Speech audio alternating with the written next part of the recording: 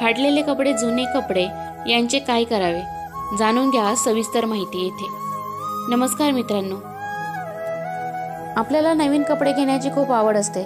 विशेषतः स्त्रियांना कपड्यांची खूप आकर्षण असते। कुठे सेल लागला, नवीन एखादा ट्रेंड बाजारात आला तर तो आपल्या कपाटात असायलाच हवा असे करून आपण नवनवीन कपड्यांची खरेदी करत राहतो आणि कपाटात कपड्यांचा ढीग तयार होतो। इतके कपडे झाल्यावर त्यांचा वापर काही होत नाही। नवनवीन फॅशन किंवा आवड म्हणून हे कपडे घातले जातात आणि पुन्हा ते तसेच आपल्या कपाटात कोपऱ्यात पडून राहतात। असे करून करून कपाट गच्च होते आणि मग जुने कपडे बाहेर काढण्याची वेळ येते। मग आपण आपल्याला न आवडणारे, व्यवस्थित फिटिंग न बसणारे, लहान मोठे होणारे, फाटलेले, शिलाई निघालेले सर्व कपडे बाजूला काढतो। मग आपल्यापुढे एक मोठा प्रश्न पडतो की या कपड्यांचे करायचे काय। आजच्या व्हिडिओत आपण हेच जाणून घेणार आहोत की जुन्या फाटक्या कपड्यांचे काय करावे। आपण जुने कपडे कोणाला देऊ शकतो का? जुने कपडे कोणाला द्यावेत आणि कोणाला देऊ नयेत? फाटके घातल्याने, कपडे घातल्याने काय होते? कोणत्या कपड्यांमध्ये नकारात्मक ऊर्जा असते? जुने कपडे घराबाहेर काढताना कोणत्या दिवशी बाहेर काढावेत? जुन्या झालेल्या कपडे, त्या कपड्यांचं काय करावे आणि या अशा अनेक प्रकारच्या प्रश्नांची उत्तरे आज आपण या व्हिडिओमध्ये जाणून घेणार आहोत। तर चला जाणून घेऊया आणि मग सुरुवात करूया आजच्या व्हिडिओला। फाटलेले कपडे कधीही घालू नये। कधी कधी असे होते की इतके दिवस कपडे असूनही आपल्याला जीव एखाद्या ड्रेसवरच अडकलेला असतो। तो अगदी जुना झाला, फाटला तरी आपल्याला तो टाकून द्यावासा वाटत नाही। मग तो ड्रेस तसाच घातला जातो, परंतु फाटलेले कपडे घातल्याने आपल्या आजारांमध्ये वाढ होते। आपल्याला दुःख व त्रासाचा सामना करावा लागतो आणि याचे खूप अनिष्ट परिणाम आपल्याला भोगावे लागू शकतात। म्हणून कितीही आवडता ड्रेस असला आणि जर तो फाटला तर तो टाकून द्यावा किंवा शिवून मगच वापरावा।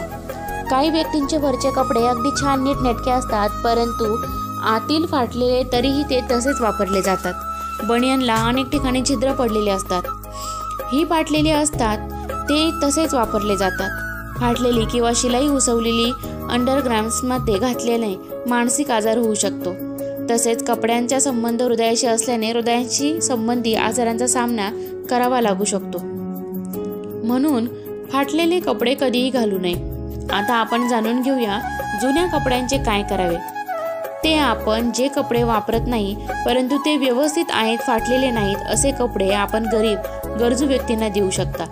परंतु आपले जुने कपडे कोणालाही देताना धुवून व्यवस्थित घडी करून मगच इतरांना द्यावेत। आपण अंगावरून काढलेले कपडे न धुता तसेच कधीही कोणालाही देऊ नयेत। जुने कपडे केवळ गरजू व्यक्तींना द्यावेत। असे कपडे सन्माननीय व्यक्ती किंवा संपन्न व्यक्ती, त्यांच्याकडे आधीपासूनच भरपूर आहे, अशा व्यक्तींना कधीही देऊ नये। जुने कपडे ज्यांना खरोखर या कपड्यांची गरज आहे, जे गरीब आहेत आणि या कपड्यांचा वापर करतील, त्यांना हे कपडे द्यावे। जुने कपडे कधीही शुक्रवारी किंवा शनिवारी बाहेर काढावेत। कोणालाही कपडे देताना ते शुक्रवारी किंवा शनिवारी द्यावेत। आपल्या घरातील नकारात्मकता जर नष्ट करायची असेल तर शनिवारी जुने कपडे बाहेर काढणे हे सर्वश्रेष्ठ ठरेल। आपण घरातून जुने कपडे बाहेर काढले तर त्यातून स्वच्छतेसाठी काही नरम सुती कपडे काढून बाजूला ठेवतो, परंतु अशी कपड्यांची गाठोडे करून ठेवू नये। ते व्यवस्थित घडी करून एखाद्या ठिकाणी मांडून ठेवत आणि वरचेवर त्या कपड्यांना उन्हात वाळवावे, म्हणजे त्या कपड्यांवर नकारात्मक ऊर्जा जमा होणार नाही। कारण आपण 3 महिने ज्यावेळी वस्तूला हात लावत नाही त्या ठिकाणी नकारात्मकता आणि दारिद्र्य निर्माण होते। म्हणून वरचेवर या कपड्यांना उन्हात बाहेर आत करावे, तसेच पडू देऊ नये, त्यामुळे घरातील नकारात्मक ऊर्जा नष्ट होते। त्याशिवाय जसे हिवाळ्यात वापरणारी कपडे, रजाई, स्वेटर, ब्लँकेट, गाद्या, त्यांनाही थोड्या थोड्या दिवसात उन्हात ठेवत जावे, म्हणजे हे कपडे खराबही होत नाहीत आणि त्यावर नकारात्मक ऊर्जाही जमा होत नाही। जुने झालेले, फाटलेले, वापरलेले नसलेले आतील कपडे हे कधीही कोणालाही देऊ नये। सर्व कपडे एकत्र करून जाळून टाकावे किंवा कचरा कुंडीत टाकावे। आपण जेव्हा नवीन कपड्यांची खरेदी करत असतो तेव्हा ते वापरायला काढण्यासाठी शक्यतो सणवार, हा शक्यतो शुभवार, बुधवार, गुरुवार आणि शुक्रवारी सुरुवात करावी। हे दिवस नवीन कपडे घालण्यासाठी शुभ दिवस असतात। मित्रांनो, आता आपल्या लक्षात आलेच असेल की जुन्या कपड्यांचे काय करावे। तर मित्रांनो, तुम्ही पण जर असे काही उपाय करत असाल तर मला कमेंट करून नक्की कळवा। जर तुम्हाला काही अजून वेगळे काही प्रश्न असतील तर मला कमेंटद्वारे नक्की विचारा। आणि चॅनलवरती जर तुम्ही नवीन असाल तर चॅनलला सबस्क्राईब करायला विसरू नका. धन्यवाद.